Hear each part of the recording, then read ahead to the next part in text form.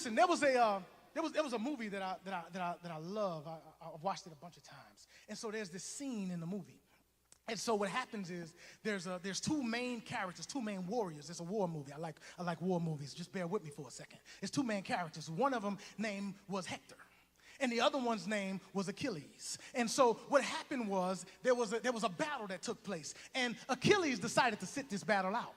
And so in his place, his little cousin decided to sneak and put on his armor. He looked like him. He started moving like him. So when Hector saw him, he thought he was Achilles.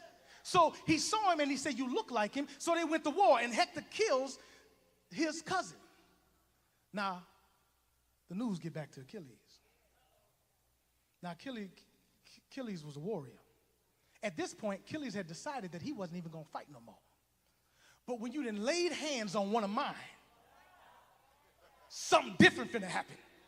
See, at this point, Achilles had decided that I was done. But now you done laid hands on the wrong one. How long you gonna let him just run in your house and do whatever he wanna do before you do something about it? So Achilles gets up. He puts on his belt. He grabs his breastplate.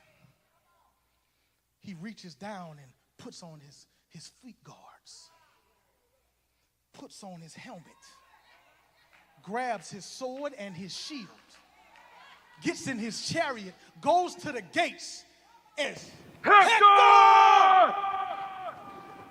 Hector!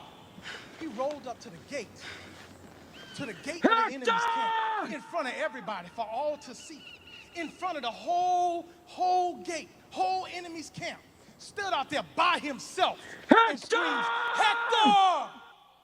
Come out here, boy, me and you got business." What I'm saying is, how long you gonna let him run in your house and just take from you? How long you gonna let him attack your marriage and just be okay with it? How long you gonna let him attack your children and you just be okay with it? How long you gonna let him attack your wife or your husband and you just gonna be okay with it?